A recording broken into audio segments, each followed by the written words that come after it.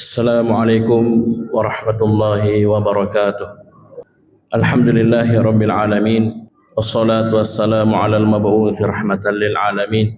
Nabiyyina Muhammadin wa ala alihi wa sahbihi wa man tabi'ahum bi ihsanin ila yaumiddin, amma ba'd. Bapak Ibu kaum muslimin dan muslimat jamaah salat subuh yang dimuliakan oleh Allah Subhanahu wa taala, dalam hadis riwayat Muslim dari sahabat Abu Hurairah radhiyallahu anhu, Rasulullah sallallahu alaihi wasallam pernah bertanya kepada para sahabatnya. Kata beliau, "Atadaruna mal muflis?" Tahukah kalian siapa itu orang yang muflis, orang yang bangkrut? Maka kata para sahabat radhiyallahu anhum, qalu al-muflisu fina man la dirham lahu wala mata'. Orang yang bangkrut di tengah kami ya Rasulullah adalah orang yang tidak punya dirham. Dirham mata uang perak, kalau dinar mata uang emas. Jadi jangankan dinar, dirham saja tidak punya. Wala mata', dan tidak punya harta benda, tidak punya barang-barang.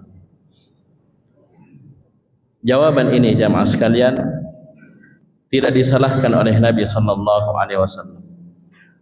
Tapi disinilah awal pembuka Nabi sallallahu alaihi wasallam menjelaskan siapa orang yang bangkrut dari umatnya. Maka Nabi sallallahu alaihi wasallam menjelaskan al-muflisu min ummati, orang yang bangkrut di tengah umatku adalah may ya'ti yaumal qiyamati bi salatin wa siyamin wa zakatin.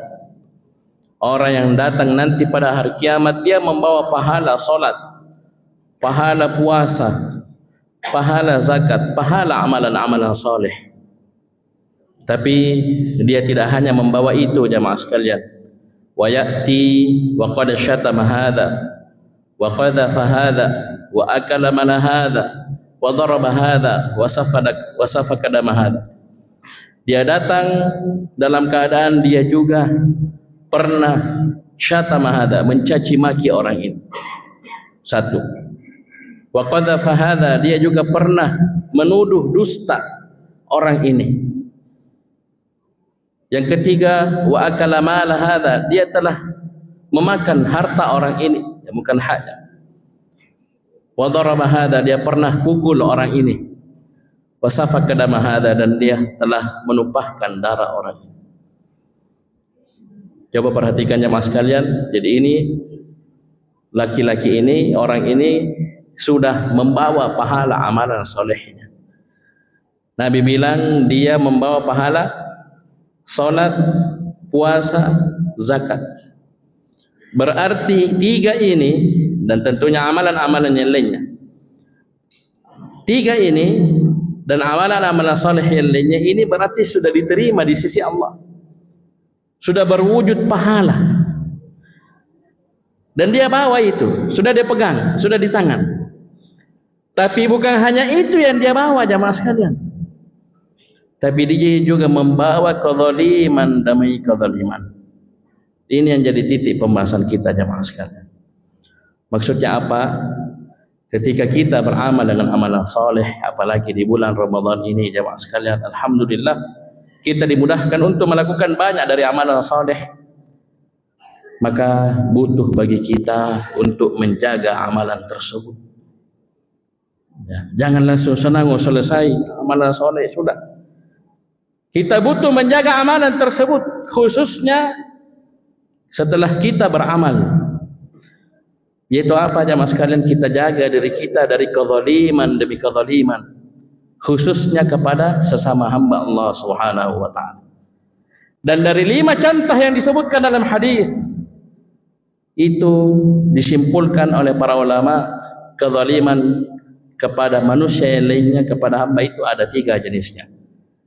Yang pertama, kezaliman pada kehormatan mereka. Ini diwakili dengan dua contoh dalam hadis. Wa syatama hadza, dia caci maki orang ini. Dia wa qadhafa hadza, dia tuduh dusta orang ini. Ini kehormatan jemaah sekalian. Ya, tidak tanggung-tanggung, apalagi di era media sosial sekarang ini. Betapa mudahnya orang menuduh, ya, menimpakan tuduhan, ya, dan seterusnya. Kemudian yang kedua, kezaliman berkaitan dengan harta.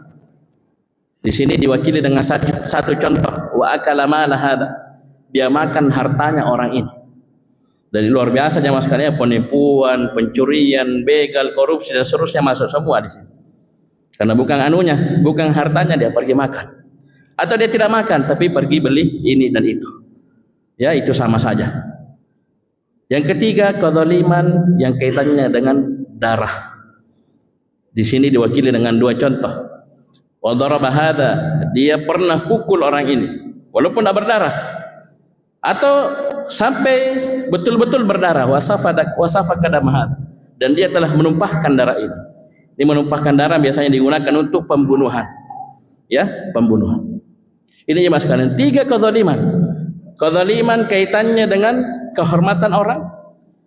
Yang kedua kaitannya dengan harta orang lain. Yang ketiga kaitannya dengan darah orang lain. Coba lihat jemaah sekalian, apa ending akhir cerita dari orang yang sudah bawa pahala amalan solehnya yang luar biasa ini, dalam keadaan dia juga membawa kezaliman demi kezaliman kepada hamba. Maka kata Nabi sallallahu alaihi wasallam, fayu'ta hadza min hasanatihi wa hadza min hasanatihi. Dia dikumpul bersama orang-orang yang pernah dia zalimi di dunia. Kemudian pahala amalan solehnya diambil, kemudian dibagi-bagi kepada orang yang dia zalimi. Bayangkan ya Mas. Apa tidak mangkur itu capeknya dia beramal. Capeknya dia salat, puasa, ini dan itu dari amalan soleh. Bahkan sudah di tangan, sudah digenggam pahala amalan soleh tersebut, tapi diambil oleh Allah, dibagi-bagi. Untuk siapa? Untuk orang-orang yang pernah dia zalimi. Semuanya. Kalau dia pernah zalimi 100 orang, ya 100 orang itu dihadirkan. Kalau dia pernah zalimi 1000 orang, luar biasa. Didatangkan semuanya Mas, tidak ada yang lepas. Walaupun mungkin sudah dilupa, orangnya sudah entah kemana, yang pernah kita zalimi, itu akan didatangkan nanti pada hari kiamat. Jadi pahala amalan soleh orang ini dibagi-bagi. Terus selesai urusan belum? Kata Nabi sallallahu alaihi wasallam, fa in faniyat hasanatu qabla an yaqda alaihi ayqda ma alaihi ukhidha min khatayahu. Kalau ternyata pahala amalan salehnya ini tidak cukup untuk menutupi kezaliman yang pernah dia lakukan di dunia, ya masih ada tanggungannya, maka apa yang terjadi? Dosa orang yang dizalimi diambil, kemudian faturihat alaihi, ditimpakan kepada dirinya sebagai balasan dari kezaliman dia. Coba lihat jemaah sekalian, jadi habis pahala amalan salehnya dibagi-bagi, tapi dia masih punya tanggungan. Maka kata Nabi sallallahu alaihi wasallam, diambil dosanya orang yang zalim, itu yang ditimpakan ke dirinya. Dan akhir hadis kata Nabi sallallahu alaihi wasallam, "Tsumma turiha finnar." Kemudian orang ini pun dilempar ke dalam neraka. Bapak Ibu jamaah salat subuh yang dimuliakan oleh Allah Subhanahu wa taala. Maka bulan Ramadan ini jamaah sekalian adalah kesempatan untuk meminta maaf. Kalau memang kita pernah menzalimi orang lain dan masih memungkinkan bagi kita untuk meminta maaf, minta penghalalan, maka jangan gengsi, jangan malu jamaah sekalian. Mumpung masih di dunia, karena kalau sudah di akhirat tidak ada lagi kata maaf. Yang ada adalah hisab, yang adalah perhitungan wal jaza dan pembalasan atas amalan. Kalau kita diampuni, dimaafkan di dunia, alhamdulillah. Walaupun tetap kita bertobat kepada Allah Subhanahu wa taala. Ustaz, bagaimana kalau orangnya sudah tidak ditahu di mana? Maka bertobat kepada Allah Subhanahu wa taala. Permantap tobat kita kepada Allah Subhanahu wa taala. Karena ini jamaah sekalian bulan penuh ampunan. Banyak kaum muslimin dan muslimat tertipu. Oh, penuh ampunan, yang penting solat, yang penting solat tarawih, yang penting dapat Lailatul Qadar, selesai. Dia tidak pernah bertaubat, tidak pernah istighfar. Oh, salah jemaah sekalian. Ghufira lahu ma taqaddama min dhanbi. Dalam hadis disebutkan bagi orang yang berpuasa Ramadan, qiyam pada malam Lailatul Qadar, akan diampuni dosanya yang telah lalu. Ini mestinya semakin memperhebat istighfar dan taubat kita. Jangan mengandalkan amalan baru tidak mau istighfar, tidak mau taubat, tidak bisa. Malah di sini di bulan Ramadan ini perbanyak istighfar. Perbanyak istighfar, perbanyak taubat kepada Allah Subhanahu wa taala, dan coba kita ingat-ingat. Sudah berapa banyak kezaliman yang kita lakukan kepada sesama hamba Allah Subhanahu wa taala. Karena ini jemaah sekalian, ini akan menjadi besar. Akan dihisab di sisi Allah Subhanahu wa taala. Jangankan zalim kepada manusia, hamba Allah, apalagi dia seorang muslim. Pernah kita dengar seorang wanita masuk neraka karena seekor kucing? Pernah? Saya tanya jemaah sekalian, pernah dengar kisah seorang wanita masuk neraka karena seekor kucing? Ringkasnya jemaah sekalian, dalam hadis disebutkan oleh Nabi SAW dari orang-orang terdahulu. Jadi wanita ini kenapa bisa masuk neraka? Karena seekor kucing, karena dia zalimi ini kucing. Dia tahan, dia kurung ini kucing, dia tidak kasih makan. Tidak juga dia lepaskan supaya bisa cari makan sendiri. Karena kenapa? Kucing kalau memang kita mau kurung, hewan-hewan yang lainnya juga masuk. Kalau kita memang mau pelihara, dan itu boleh dipelihara, paham ini? Karena tidak boleh memelihara hewan-hewan seperti anjing, hewan-hewan berbahaya, ular dan yang lain, tidak boleh jemaah. Kalau ular malah disuruh dibunuh, bukan disayang-sayang, dibunuh. Ya, karena berbahaya. Ular kalajengking dibunuh. Jadi ini kalau kita mau pelihara hewan, kita kurung, misalnya kucing, silakan kurung, silakan pelihara. Tapi kasih makan, kasih minum. Ini dia kurung, dia tidak kasih makan, tidak kasih minum sampai mati kucingnya. Atau kalau misalnya kita tidak mampu kasih makan, kasih minum, kita lepaskan saja, dia akan cari makan sendiri. Bayangkan jemaah sekalian, kata Nabi, ini perempuan masuk neraka. Karena apa? Karena seekor kucing. Maka mari jemaah sekalian, sekali lagi saya ulangi, samping kita mengamalkan amalan soleh, kewajiban kita di bulan Ramadan, khususnya puasa Ramadan, maka ingat-ingat, ini pahala amalan soleh harus kita jaga. Di antaranya adalah dari kezaliman kepada sesama hamba. Jangan anggap sepele jemaah sekalian. Apalagi bentuk-bentuk sobis, pasobis, ya, penipuan luar biasa. Saya sendiri pernah kena, ya, walaupun tidak secara langsung. Ya, modus segitiga. Itu luar biasa, belasan juta melayang dalam sekejap. Ya. Yang ditipu itu ada 3 pihak yang ditipu, bayangkan. Penipunya ternyata ya jauh di Parepare. Nomornya dilacak di Parepare. Belasan juta jemaah sekalian sekejap. Ternyata kita sharing, tanya-tanya, ada lebih parah. 85 juta. Modus jual beli mobil. Modus segitiga juga. Ini mudahnya dia. Oh, dapat jutaan, puluhan juta. Iya. Silahkan kau nikmati itu, tapi nanti di hari kiamat, naudzubillah. Ya, bayangkan ya. Jadi kezaliman itu 3, kaitannya dengan kehormatannya orang, hartanya orang, dan darahnya orang. Oh, jaga ya jamaah sekalian. Dijaga. Jamaah yang dimuliakan oleh Allah Subhanahu wa taala. Dan ada terakhir ini kita tutup dengan pembahasan ini, yaitu kezaliman yang paling besar. Kalau ini kezaliman antara hamba. Kezaliman yang terbesar adalah kesyirikan kepada Allah Subhanahu wa taala.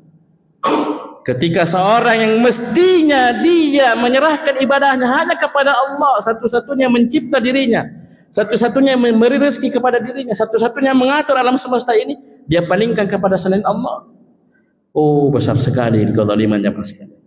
Oleh karena itu kalau kita baca surah Luqman Al-Hakim itu berwasiat kepada putranya dengan beberapa wasiat. Banyak wasiatnya tentang bakti kepada orang tua, saudara, seterusnya. Yang paling pertama wasiat Luqman Al-Hakim kepada putranya adalah tentang ini. Kata Allah Subhanahu wa taala dalam surah Luqman, wa idh qala Luqmanu li ibnihi wa huwa ya'idhuhu ya bunayya la tusyrik billah. Dan ingatlah ketika Luqman Al-Hakim berkata kepada putranya seraya dia memberi wasiat, nasihat wejangan kepada putranya tersebut.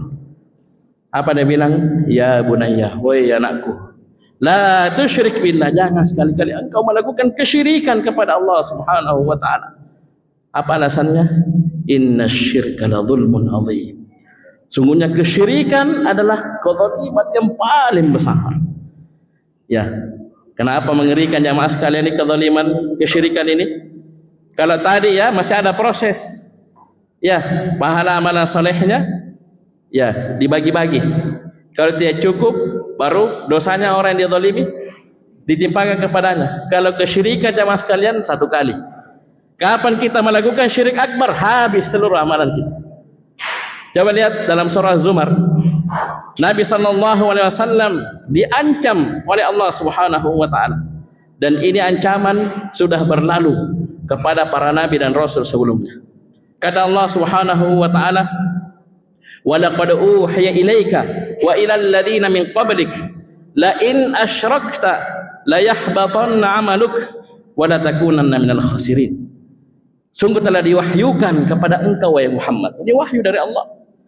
Wa ilal ladzina min qablik, dan kepada orang-orang sebelummu dari para nabi dan rasul. Apa wahyunya jemaah sekalian? La in asyrakta, jika engkau melakukan kesyirikan. Siapa engkau di sini? Nabi kita Muhammad sallallahu alaihi wasallam. Para nabi dan rasul sebelumnya. Jika engkau melakukan kesyirikan, la yahbatanna 'amaluk, maka akan hancur seluruh amalanmu. Karena amalan di sini mufrad tapi mudhaf, maknanya umum. Semua amalanmu akan hancur. Wala takunanna minal khasirin, dan kamu kelak akan termasuk dalam golongan orang-orang merugi. Jadi di samping kita menjaga diri kita dari kezaliman kepada sesama hamba dengan 3 jenisnya, maka kezaliman yang satu ini jangan sampai lepas juga jemaah sekalian. Itu kita jaga diri kita ya dari berbagai macam kesyirikan. Syirik asghar, syirik kecil, apalagi syirik akbar. Tahu syirik asghar jemaah sekalian? Syirik asghar itu namanya riya. Beramal mau dibilang, mau dipuji. Ini sudah menghancurkan amalan. Yang di situ ada riya. Misalnya ada dia bersedekah, ya, dia sholat, dia baca Al-Quran, ya, mau dipuji, niatnya ingin mengharapkan pujian manusia. Ini sudah hancur amalannya itu. Amalan yang ada riyanya. Tapi kalau syirik akbar jamaah sekalian, naudzubillah, menghancurkan seluruh amalan. Jamaah dimuliakan oleh Allah Subhanahu wa taala, mari kita di momen bulan Ramadan ini kita kembali kepada Allah Subhanahu wa taala, kita maksimalkan kesempatan yang ada untuk meraih pahala sebanyak-banyaknya, untuk meraih ampunan Allah Subhanahu wa taala. Kita minta ampun jamaah sekalian, kita istighfar, kita taubat kepada Allah Subhanahu wa taala dari segala macam kezaliman yang mungkin pernah kita lakukan kepada sesama hamba, kepada sesama makhluk, apalagi kezaliman itu berupa kesyirikan kepada Allah Subhanahu wa taala. Jangan putus asa jamaah sekalian. Karena Allah Subhanahu wa taala itu Al-Ghafur, Maha Pengampun, Al-Ghaffar. Bahkan kata Allah Subhanahu wa taala, "Innallaha yaghfiru dzunuba jami'a." Sesungguhnya Allah Subhanahu wa taala mengampuni dosa seluruhnya. Minta ampun jemaah sekalian. Coba lihat para sahabat radhiyallahu anhum sebelum mereka masuk Islam, kesyirikannya luar biasa.